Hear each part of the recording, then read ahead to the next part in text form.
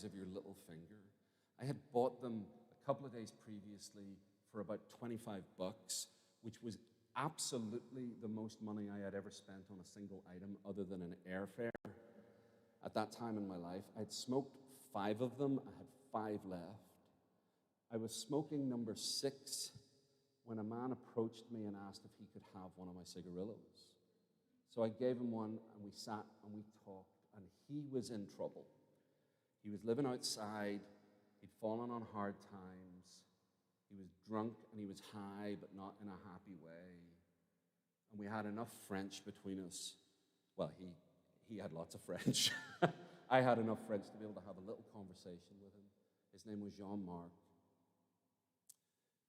Time came for me to go back to where I was staying, and I decided to offer him some money because I'd been programmed that that's what you're supposed to do. I'd grown up in a culture that conceived of strangers as potential receptacles for my truth and sometimes my help, which is sometimes useful. But there certainly wasn't any sense that Jean-Marc might have a role to play in our interaction. This was about me being a benign person and probably feeling good about it too. And when I offered him money, he turned it down. So then I asked, is there anything else I could give you, really hoping that he would not ask for my 3 remaining Cohiba cigarillos. And I genuinely don't remember if he asked me for them or if I just gave them to him because I felt guilty. But he got the cigarillos. And then he reached into his backpack and took out a set of electric hair clippers, which he gave to me as a trade. And then he pulled me in close and kissed me on both cheeks the way the French do. And then he pulled my face right into his and kissed me full on the lips for about 2 or 3 seconds. He moved his face about 2 inches away from mine, held my cheeks in his hands and said, "Je n'ai pas le sida, je vous fais plaisir," which means, I don't have AIDS and I'll give you pleasure, presumably for money. Now, I was a 22-year-old repressed, bisexual, not yet recovering conservative evangelical who had been living in self-imposed celibacy for 4 years because I had bought the fear-inducing story that said, because you're not straight, you need to get cured before you can ever fall in love with anybody. And I'd put this celibacy on me that didn't belong to me because of my false shame story. And here's this really quite good-looking, he was Swiss, really quite good-looking Swiss guy offering to have sex with me. I had no idea where to even begin. I knew it wasn't going to happen, but I didn't know how to even talk with him about it. I don't really quite remember how I got out. I mean, it wasn't a threatening situation. I don't really even remember how our encounter ended. And I went home, and for years I would tell that story the way I've just told it to you and use it to illustrate the point that if we see strangers only as receptacles for our truth, or even our gift, it's no wonder if they treat encounters with us as a mathematical transaction.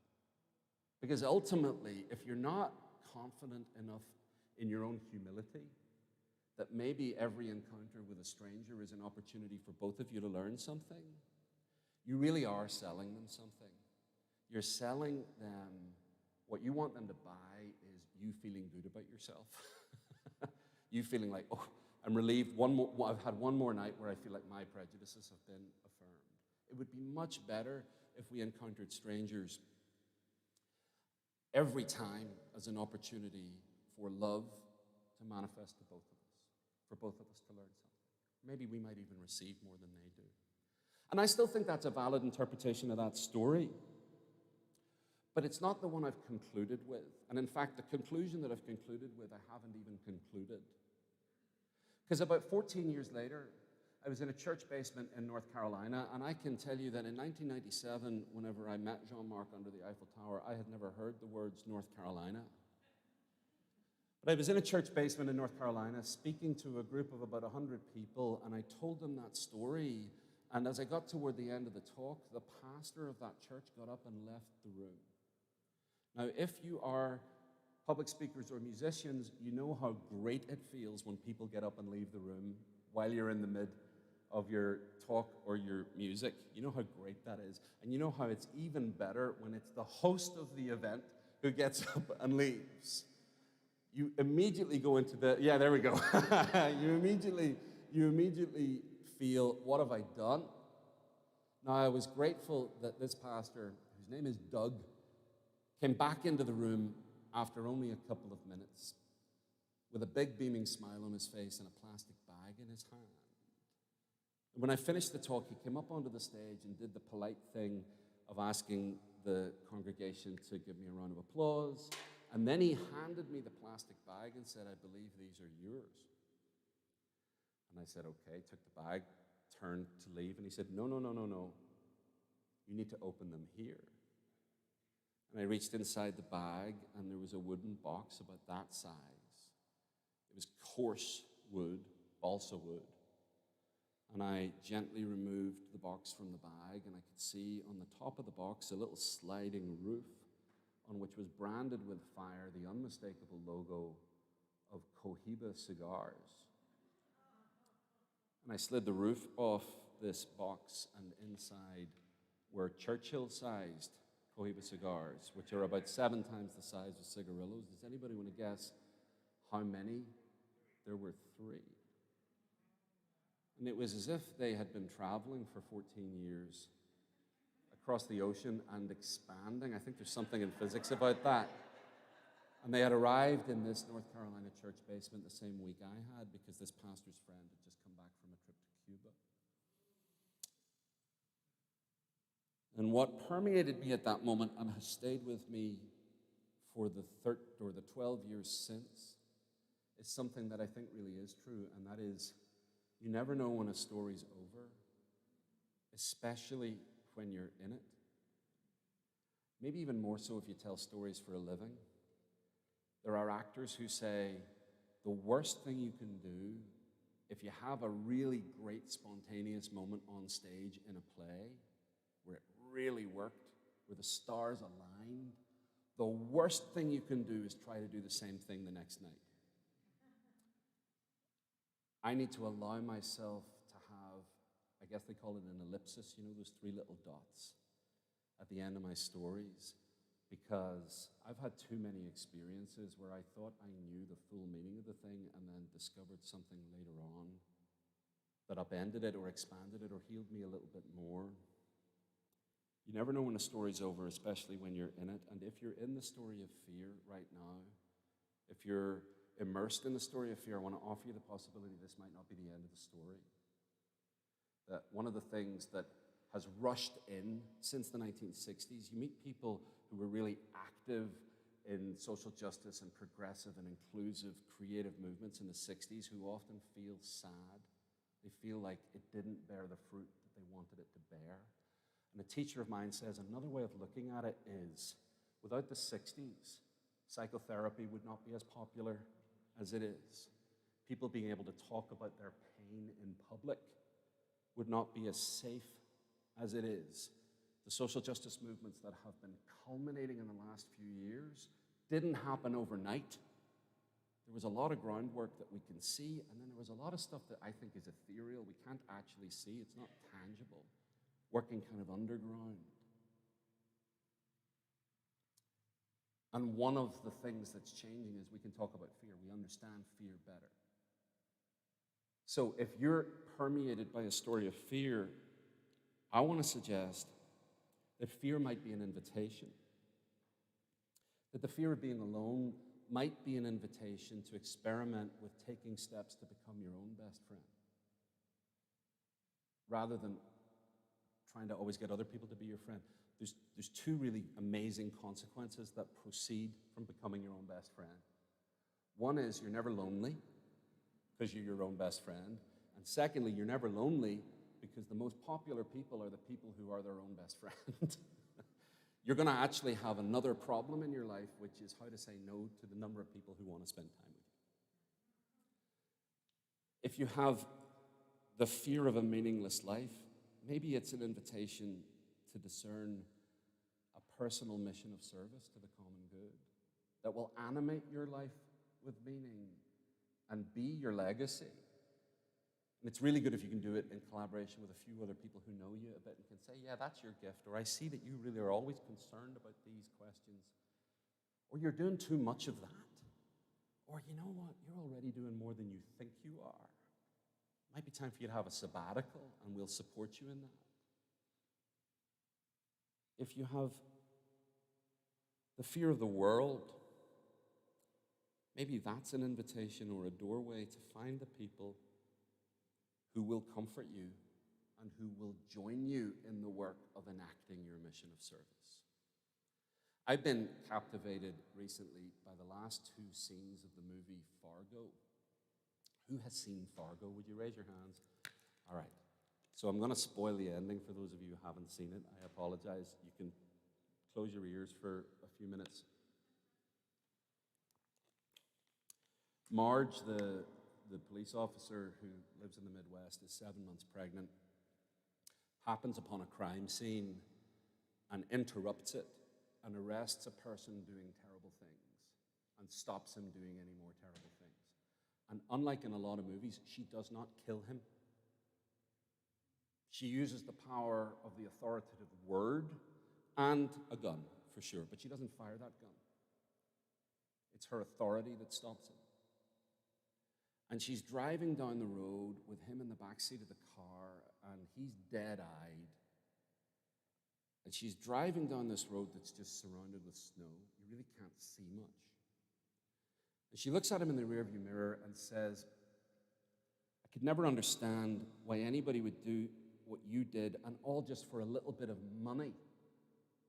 I mean, look, it's a beautiful day. Can't you see? And to those of us who don't come from places that are snowy, I can't see. But she is changing my story of what that snow means. The next scene, the last scene of the movie, she's getting into bed with her husband, Norm. And we've seen earlier in the movie that Norm has entered a competition to get a picture of a duck that he has painted onto a U.S. postage stamp. And this is what's really driving him. And he says, they announce the results, and she says, did you win? Did you win? And he says, I got the 3-cent stamp. And she says, the 3-cent stamp? Like it's the Sistine Chapel. That's fantastic. Everybody needs a 3-cent stamp sometimes. You buy a 29-cent stamp. This was 1996. You buy a 29-cent stamp, and you go down to the post office, and you see that they put the postage rate up, and you need to buy a 3-cent stamp to supplement it. And sometimes you even need 2. Oh, Norm, this is amazing. We're doing pretty good. And he says, we're doing pretty good. And he then says, I think he pats her belly and says, 2 more months. And she says, 2 more months. And the film cuts to black, and that's the end of this film. And most people don't remember that that's the ending of the film. Most people remember the horror. And I feel like I'm on a mission these days to tell everybody that they have a 3-cent stamp to give the world. And if you don't give it to the world, you're forfeiting me receiving the healing that I need, or the inspiration that I need, or the encouragement that I need, or the answer that I need. I need you to paint your 3-cent stamp. And you need me to paint mine. And some of us, when we get a little bit of light shone on us and we get a 4-cent stamp or a 17-cent stamp or a 60-cent stamp, great. To whom much is given, much will be expected. And one of the things that more light requires is people with bigger platforms should be holding up mirrors and letting that light bounce back onto everybody else's faces. That's what I mean about a mission of service in the world and collaborating with other people. We're all just looking for what our 3-cent stamp is. And I really need you to paint yours, and you need me to paint mine.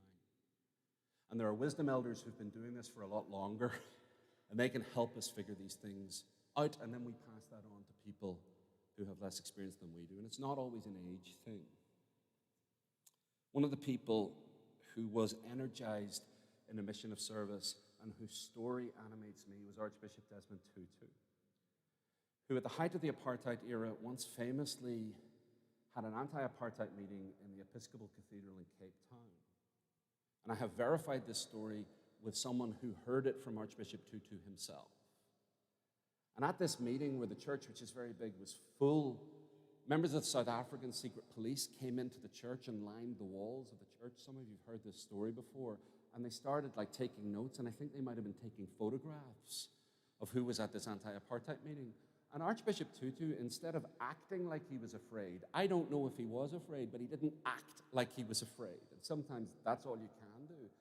He walked up to these guys and welcomed them. Oh, it's really great to see you here at an anti-apartheid meeting. Didn't expect the South African secret police to show up, but, I'm always open to the belief that you never know when your story's over, especially when you're in it.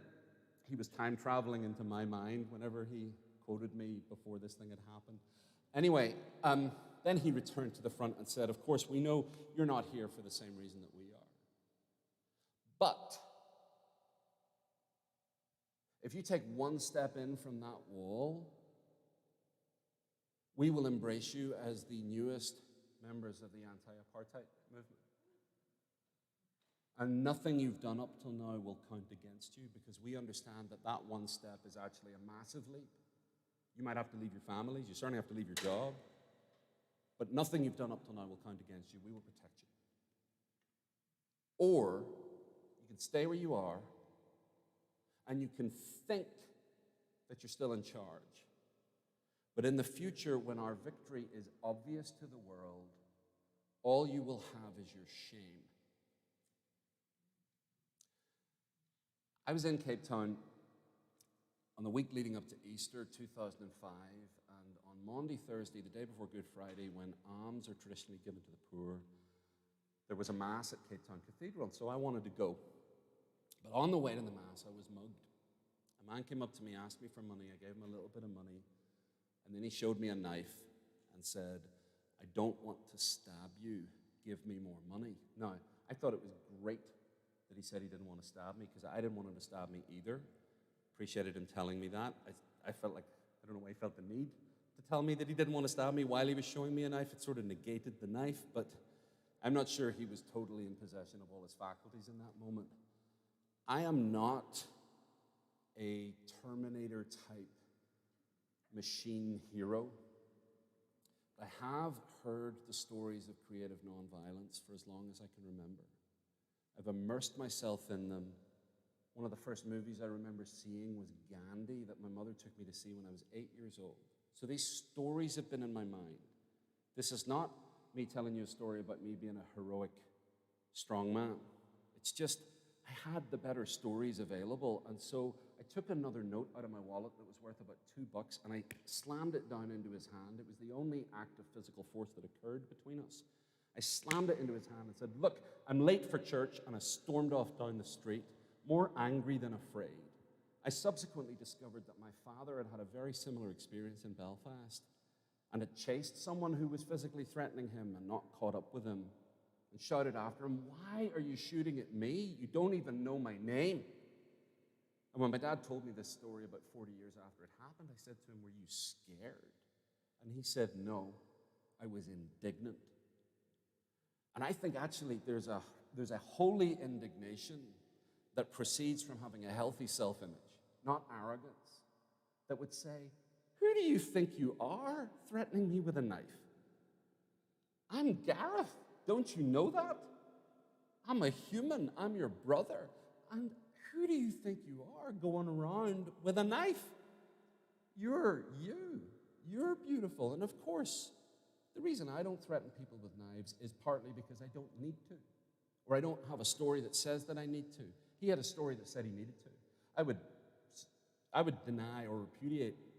Violence is never necessary, but I can understand people get into situations because of injustice that lead them to feel like the only way they can get what they want is through coercion or violence. I took a cab the rest of the way to the church, and when I got in there and picked up the order of service, my hands were shaking because shock was settling into my system. But because I had taken a cab, I was the first member of the public there. It was just me and a couple of ushers in a big, beautiful old cathedral. And I know that when we visit cathedrals, we wish there were no tourists there and pretend that we are not also tourists. I got to be in Cape Town Cathedral just like I got to be under the Eiffel Tower by myself, reading an order of service that was about alms to the poor. So I never felt angry toward this guy. And I also began to wonder if my ancestors had met his ancestors. I'm pretty confident that the power dynamic went a different direction 200-300 years ago. I got back from Cape Town a couple of days later, and you'll remember that on the Saturday of Easter, after Easter 2005, Pope John Paul II died in his sleep. What you don't know is that on that night, anti-Catholic graffiti went up on a number of sites in Belfast as a way of rubbing people's faces in the death of the Pope. Now, it's better than using physical violence. It's kind of just stupid at some level. It's also the way we've done things for a long time in our society, and I know nothing like that would ever happen in the US because everybody's living the dream.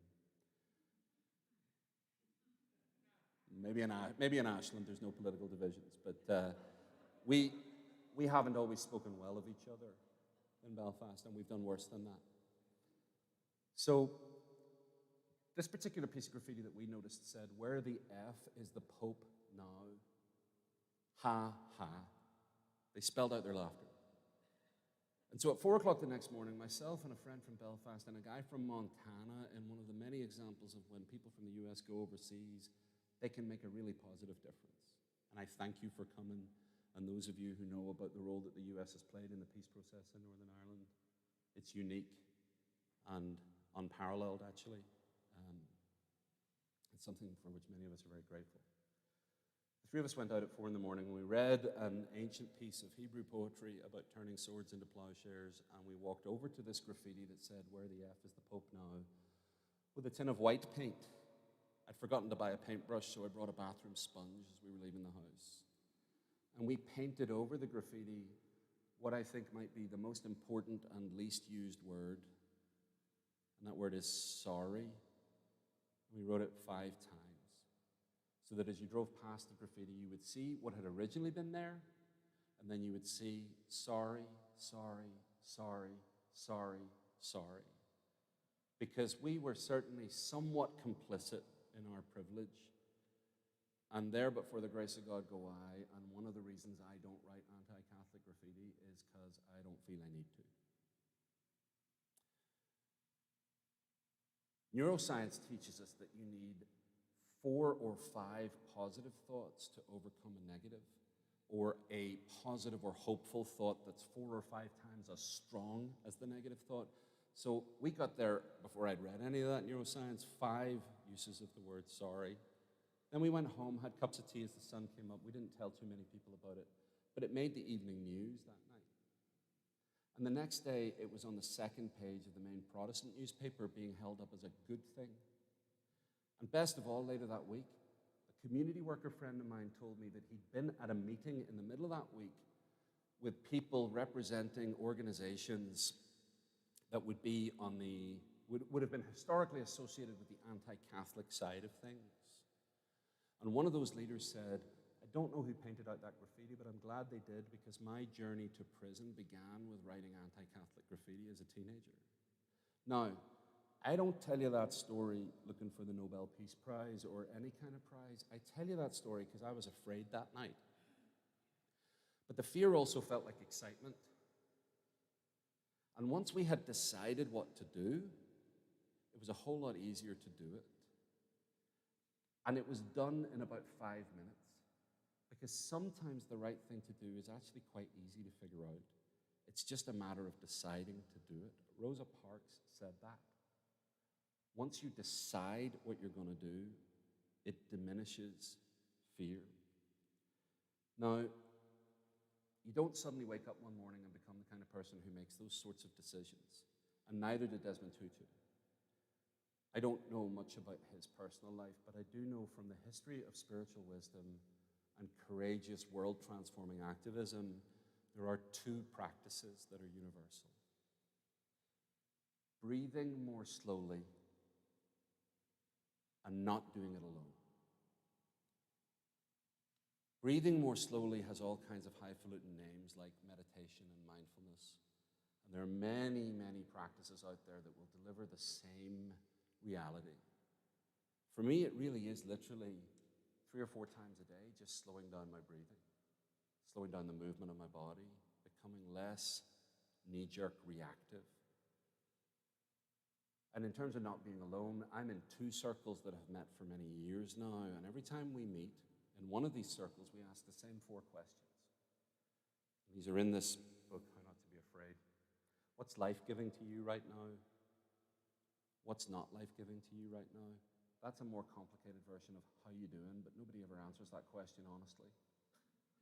What's life-giving and what's not life-giving? The third question, what's one element of the story you feel called to live between now and when we next meet?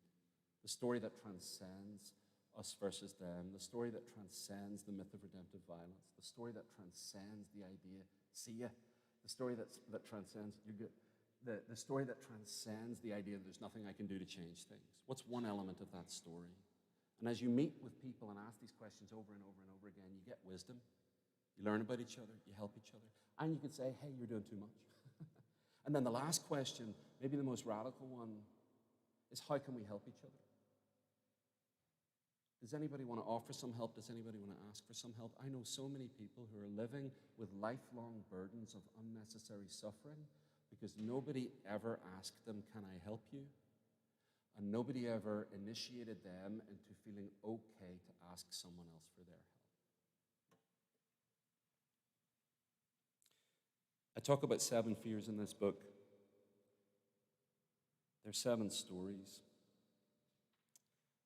They all find their root in the fear of death. And I'll close on the optimistic note that if the fear of death is the root of all fear, there's really good news. Because you've already, all of you, died once before. My friend John taught me to think about it this way. There was a time when you were completely secure. You had no concept of time. You were living in a cave, surrounded by warm liquid. It was a magic liquid because you could actually breathe it. If you had really enlightened people outside the cave, they might play a bit of classical music or good ambient electronica to you. But it was all you knew. You had no concept of insecurity. And of course, I know there are people who had traumatized experiences in the womb.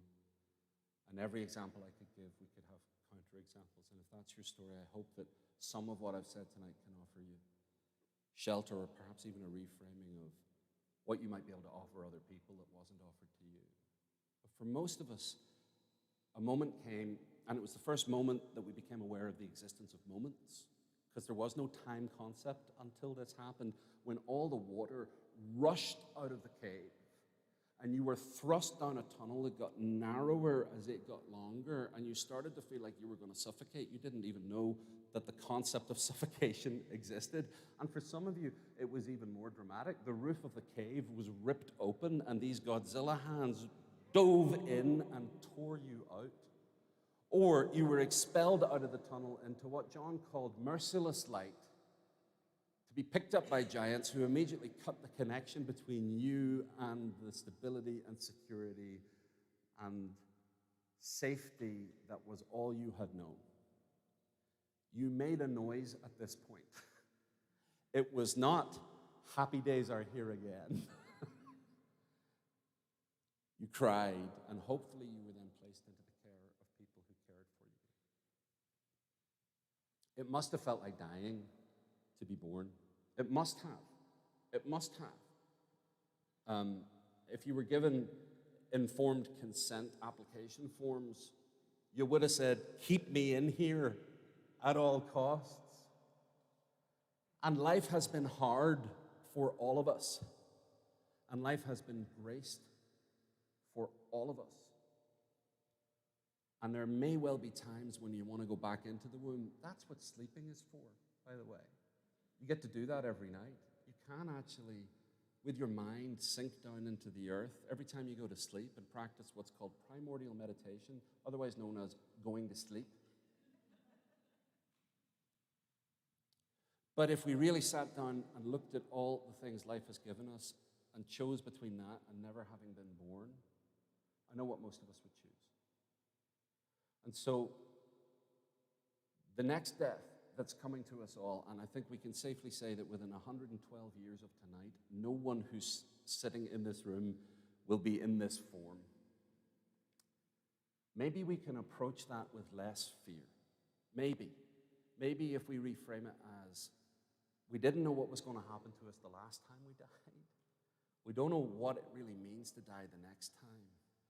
Wouldn't it be better to embrace the limitations, knowing that sometimes you can't afford to get into the Eiffel Tower and you end with a memory that nobody else has, and you would appreciate your life more now, rather than having the living death of always being afraid of what's around the next corner. I'm so appreciative of you listening so intently, and as an Irish person, I have a genetic magic skill, which is that those of you looking at the clock think that I've been speaking for an hour and 5 minutes, but it's really only been 20 minutes. It helps my work live, and it helps me be less afraid when I'm in this kind of environment. I'm going to read you a blessing from the book, and then we have time for some conversation. I'd love some questions or thoughts from your own life. But to return to what I said at the start, John Moriarty and the moon coming through his window and learning that there's some things you can only see in the dark. This is a blessing for seeing in the dark. No one can know your darkness like you can. And even you will not know it unless you face it. Strange, I know, to imagine facing something you cannot see. But there are things that can only be found in the dark. There is light that can only be seen in the dark. There may even be fragments or dimensions of love that will only touch you if you let them visit you in the dark. You are here not just to save the world, but to be changed. So may nighttime bring you in touch with memory, an examine of the day, with gratitude and learning, of the year, of your life and the 7 generations that brought you here, and with possibility of the year, of your life and the 7 generations to come. May you wake from your dreams laughing and carry innocence becoming wonder wherever you go. May you tread lightly on the earth. Know that she belongs to you, and in her is your belonging too. Thank you.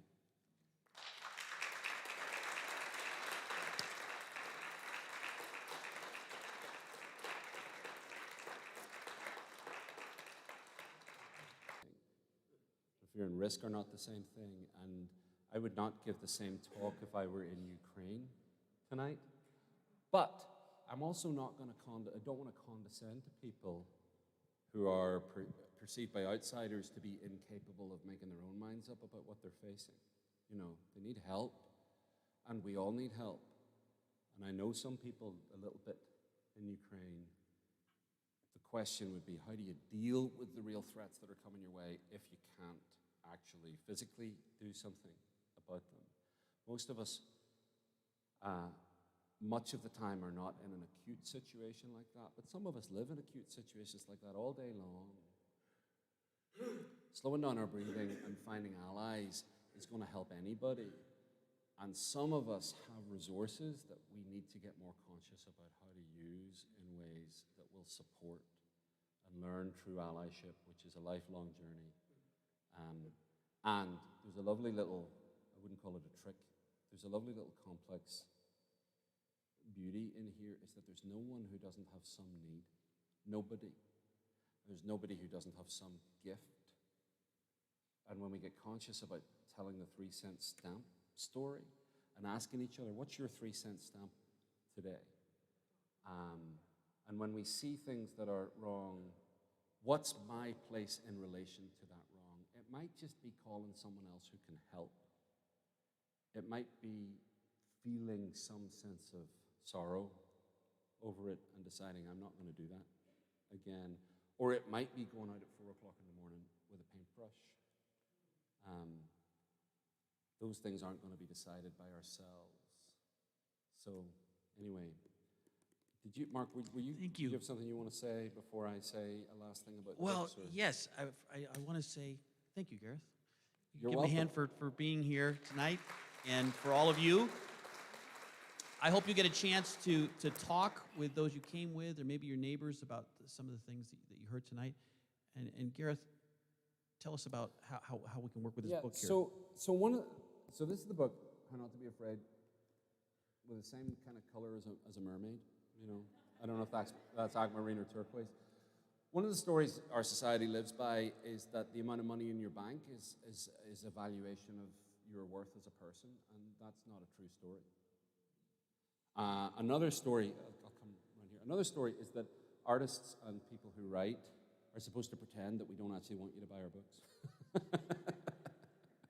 That's not a true story either. So I've learned from wise mentors, I want you to have the book, and I want you to be in conversation with the book, especially if it can offer you some shelter. I did write it to try to heal me and learn things, and people tell me that it has meant something to them. I want you to have it. The other thing is, there's a cover price that shouldn't stop you. The cover price is $24.99. If you have the resources available to buy a book for $24.99, I welcome you to pay that. If you don't have those resources, and it's not because you're building an unnecessary loft extension to your already too big house, but that's up to you. If you don't have those resources, it's not a mark of your character. I'd like you to have the book for whatever you can afford, including $0, if that's what you have available tonight. All I would like in exchange is, if you're shaking hands these days, a handshake and a nod and a thank you between us. That's what I'd like, would be that encounter. And if you can afford more than the cover price of the book, I invite you to pay more, because that helps enable me to share it with anybody, no matter what they can afford to buy it. I have 19 copies. I'm not taking any of them back to North Carolina. So I invite you to come up and have a book, paying whatever works for you to pay. And I really mean it. If you don't have the resources for a book tonight, but you really want that book, it would be my delight to share it with you. Someone has already paid for it at other events that I've done. So thank you again for welcoming me to your town, and I'm looking forward to exploring it before I leave tomorrow. Thank you for the hospitality here this evening, Dan, and the community here. And to Mark, whose work with the Hearth is really valuable, and if you haven't connected with it directly yet, I hope you will. Thanks, everybody. Thank you.